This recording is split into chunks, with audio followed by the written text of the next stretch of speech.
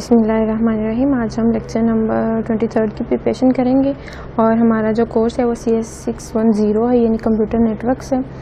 तो 23 लेक्चर जो है वो फाइनल टर्म्स का सिलेबस है, बिकॉज इससे पहले जितने भी लेक्चर्स हैं वो मिड टर्म के थे। तो यहाँ पे आपको दिखाते चलो, ये मैंने नोट्स ओपन किए हुए हैं, यानी इसकी जो PDF फाइल्स हैं। अगर आपको नज़र नहीं आ रहा तो हम इसको थोड़ा सा जूम कर लेते हैं ताकि आपको वर्ड जो है वो नज़र आए।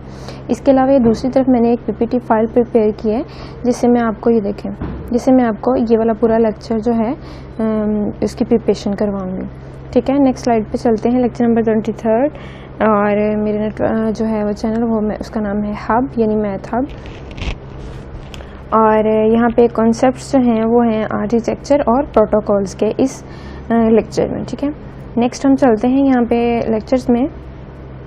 सबसे पहले उन्होंने बात की हुई है यूनिवर्सल सर्विसेज की। अच्छा, यहाँ पे उन्होंने जो बेसिक बात की हुई है ना इस पूरे पैराग्राफ में, फर्स्ट में इसमें उन्होंने कहा है कि कोई एक सिंगल नेटवर्क टेक्नोलॉजी हमारे पास ऐसी नहीं है जो हमारी तमाम प्रॉब्लम्स को सॉल्व कर सके या हमारी तमाम रिक्वायरमेंट्स को सॉल्व कर सके, कि उस एक ही जो है वो टेक्नोलॉजी को हम यूज़ करें और हम जो है हमारे तमाम जो नेटवर्क्स हैं वो एक दूसरे के साथ कनेक्ट होकर हमारे प्रॉब्लम्स को सॉल्व कर दें। तो ऐसा नहीं होता, हर टेक्नोलॉजी के हिसाब से एक अलग से नेटवर्किंग जो है वो हम यूज़ करते हैं।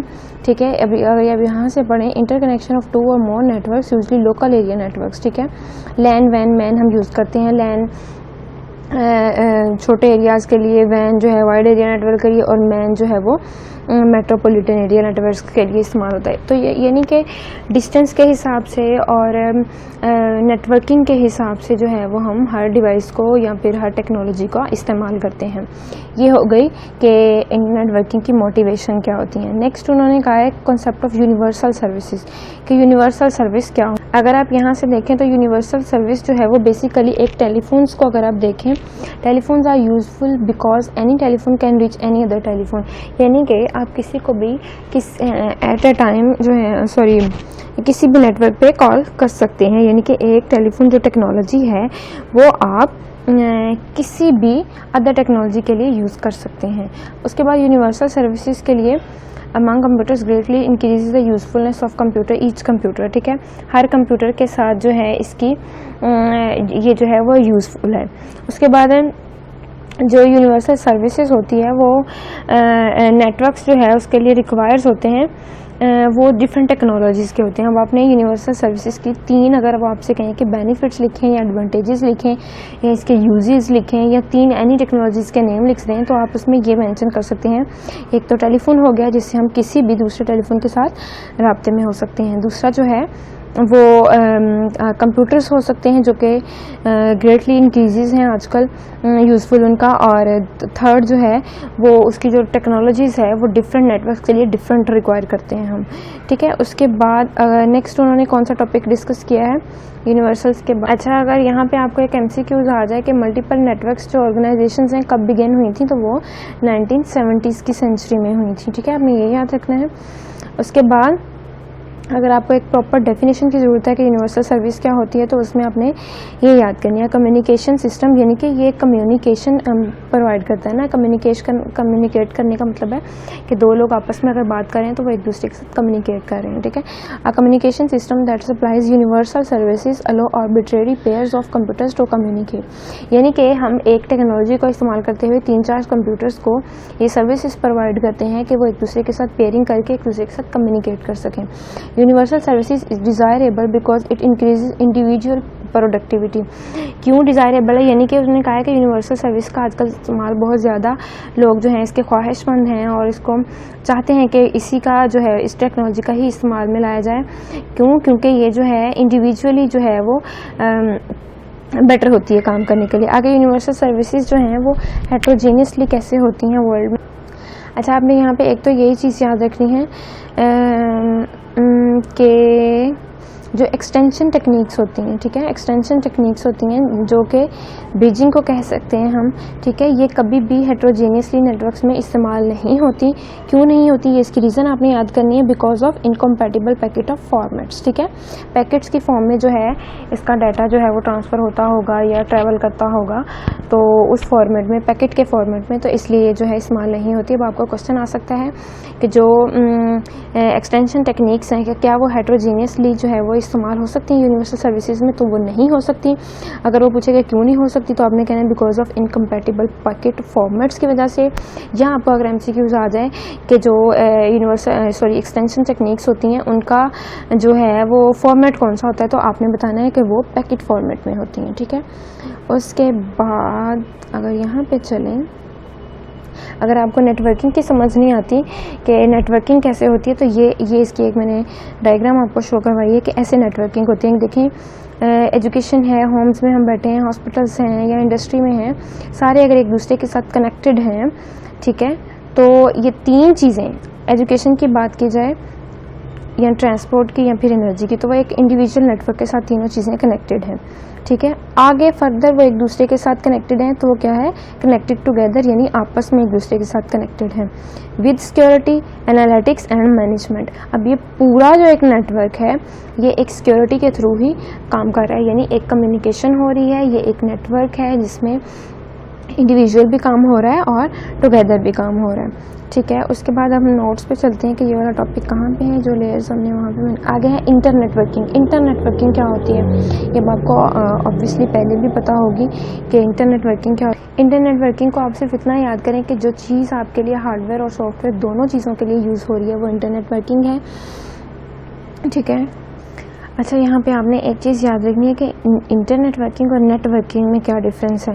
तो जो नेटवर्किंग होती है वो हमारे एक लिमिटेड एरिया में होती है, यानी कि मेरे घर में अगर मैं कुछ केबल्स को कनेक्ट करूँ तो वो मैंने नेटवर्किंग की है, यानी कि मैं अपना वाईफाई जो है अपने घर के बंदों के साथ शेयर कर रही हूँ, तो वो नेटवर्किंग है। लेकिन जो इंटरनेटवर्किंग है वो जो है ऑल ओवर दी इंडिविजुअली हम यूज़ करते हैं, ठीक है।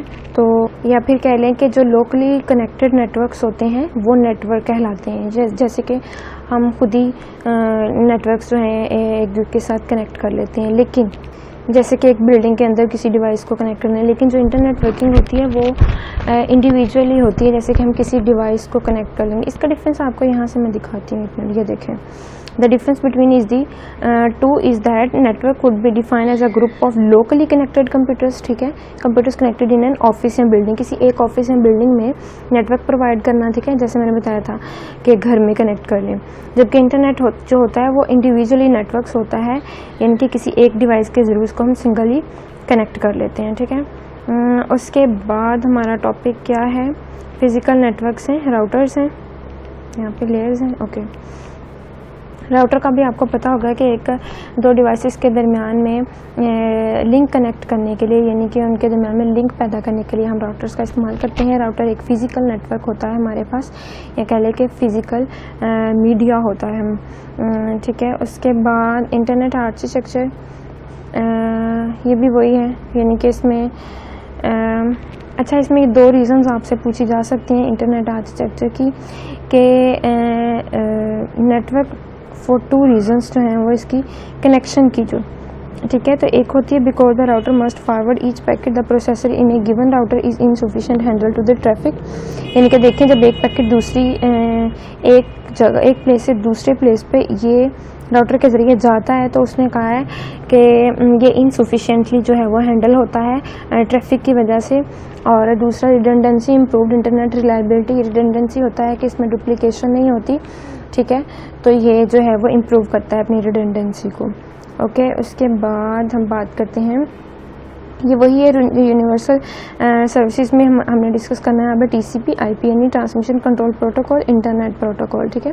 ये एक वर्चुअल नेटवर्क होता है, अब आपने ये याद रखना है, ठीक है, ये एक वर्चुअल नेटवर्क होता है। उसके बाद सबसे पहले हम करते हैं बात लेयरिंग की, ठीक है। लेयरिंग क्या होती है, तो सबसे पहले अगर आप देखें तो 7 किस्म के लेयर्स होते हैं। तो अब इन सब लेयर्स के आप नाम याद कर सकते हैं, लेकिन आपने ये याद रखना है पहले 3 जो लेयर होते हैं वो सॉफ्टवेयर लेयर्स होते हैं।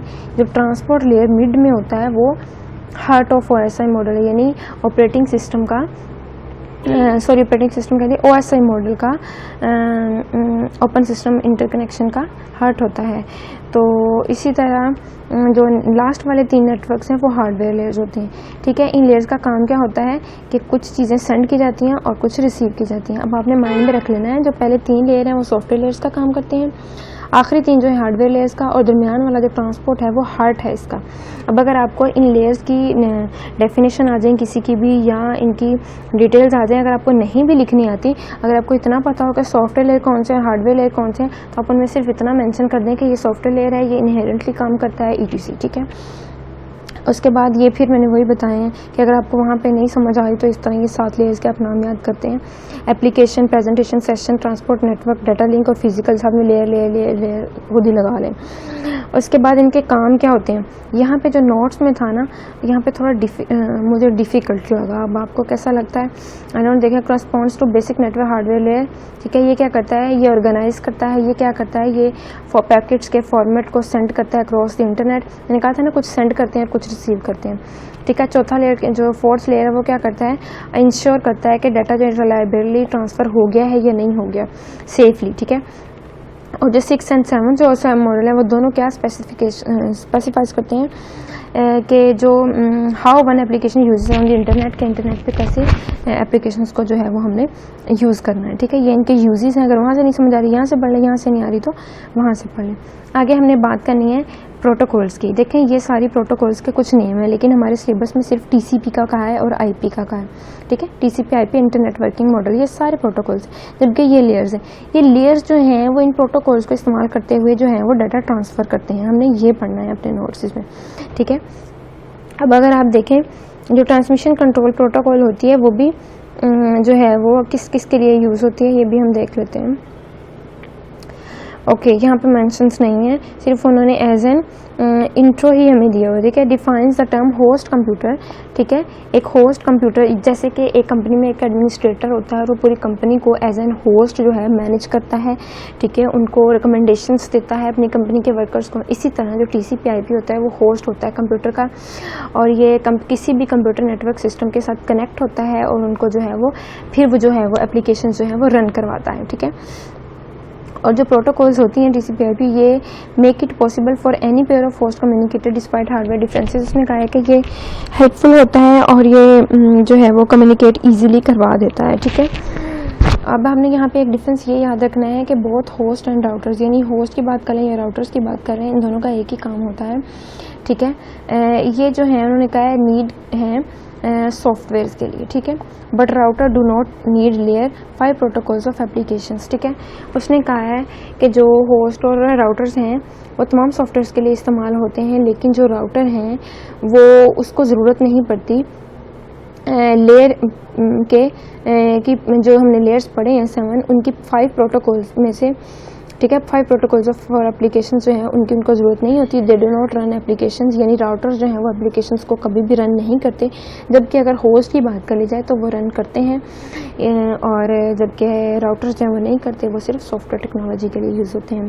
तो अगर आपको मेरी वीडियो अच्छी लगे तो प्लीज़ इसे लाइक करें, शेयर करें, सब्सक्राइब करें। मेरे चैनल को इतना मेरा हक बनता है। Thanks for watching this video.